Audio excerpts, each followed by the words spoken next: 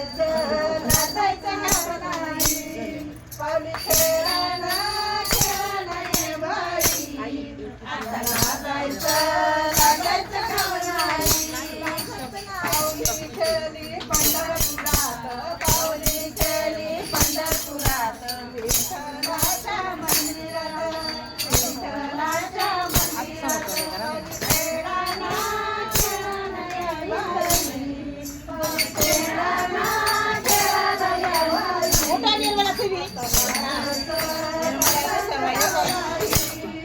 आता लाजायचं